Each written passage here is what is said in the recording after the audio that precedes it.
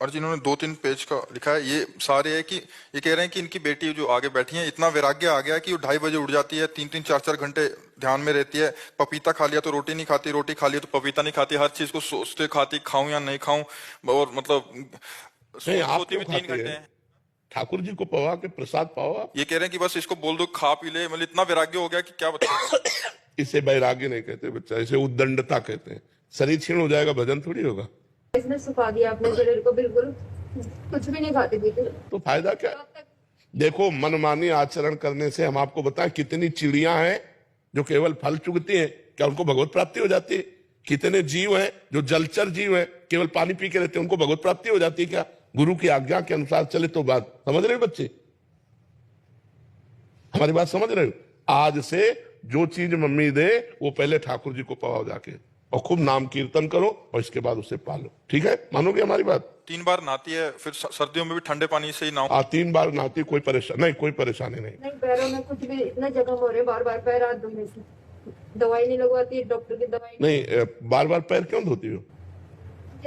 वैसे जाते हैं हाँ, लघु शंका सोच, तो अब हर बार थोड़ी लघु शंका सोचो यार, 100-200 बार। 2 मिनट में धोती है ये। पैर में जख्म हो रहे, दवाई नहीं लगाती। देखो, जहां जख्म लगे वहां तो दवा लगा लो, और पैरों को जब लघु शंका गई ना तो ऐसे बूंद ले पानी के और ऐसे छींट मार दिया। ठीक है?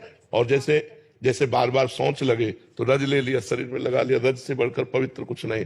और स्वस्थ रहो, थोड़ा व्यायाम करो, ऐसे मरी मरी होकर भगवान को प्राप्त कर लोगे क्या? अरे खूब कीर्तन करो, खूब नाम जप करो, माता पिता प्रसन्न रहे, उनकी सेवा करो, रसोई में सहयोग दो। अब ऐसे तो बीमार से आज आप दिख रहे हो, अभी नवीन बच्ची हो, ऐसा ठीक नहीं। आज से जो चीज मम्मी दे वो पहले ठाकुर जी को पवाओ जाके, और खूब नाम कीर्तन करो, और इसके बाद उसे पालो। ठीक है? मानोगे हमारी बात? रात की 2 बजे की उठी हुई, रात को 10-11 बजे सोई के लिए कहती बेटा लेट जा, थोड़ा कमर सीधी कर ले। तो उस समय क्या करते हो? नाम जप करते हो? वैसे कोई पूर्व जन्म की तपस्या इसकी रही है जो इस जन्म में ऐसा उसके अंदर भाव आया है। नहीं, कौन बच्चा जगता है 2:30 बजे? बहुत अच्छा है, आप परेशान मत हो, हानि नहीं होने वाली। जो भगवान के आश्रित तो भगवान का नाम जप करने वाला, उससे हानि नहीं होती। ये जो भी करेगी तुम्हारा और तुम्हारे कुल का मंगल करेगी। ये गलत आचरण की तरफ हो तो ज्यादा जोर दे। आप पहले भोजन सुधार कर लो, और जगने को तो आप ऐसा मत सोचिए। अगर 3 घंटे का अभ्यास कर लिया जाए सोने में तो हो चल जाएगा पूरा। कितनी देर सोती हो आप? 3, अभी तो 4 घंटे का नियम लिया है सोने का? हाँ, ठीक है, चल जाएगा, उससे चल जाएगा। हम लोग 1 बजे रात्रि के जगते हैं। ये बाबा ये अभी बोल रही है, नहीं तो ये बस पता नहीं सोती भी है कि नहीं। जब मैं हाथ रखती कभी मेरा हाथ मत रखो। तो आप चिंता मत करो, ठाकुर जी है ना, भगवान भी है, कोई ईश्वर भी है, उसके लिए कर रहे। बाबा पढ़ाई कैसे करेगी ये? 10th में पढ़ाई में ध्यान नहीं। पढ़ाई नहीं कर क्या? नहीं, पढ़ना चाहिए। अब पढ़ोगी नहीं तो फिर कैसे चलेगा? और अगर ये नहीं करती है और ये साधना करती है तो तुम विक्षेप मत पहुंचाओ, इस जीव का कल्याण हो जाने दो। ये जीव आया है अपने कलिकाल में, ऐसे बच्चे कहाँ मिलते हैं? इस अवस्था में तो दंडताएं शुरू हो जाती हैं, और वो तपस्या परायण है, तो इससे आपका मंगल होगा, अमंगल नहीं हो सकता। पक्का समझना, भगवान के आश्रित हो, वो ईमानदारी से चल रही, उसका चेहरा बताता है।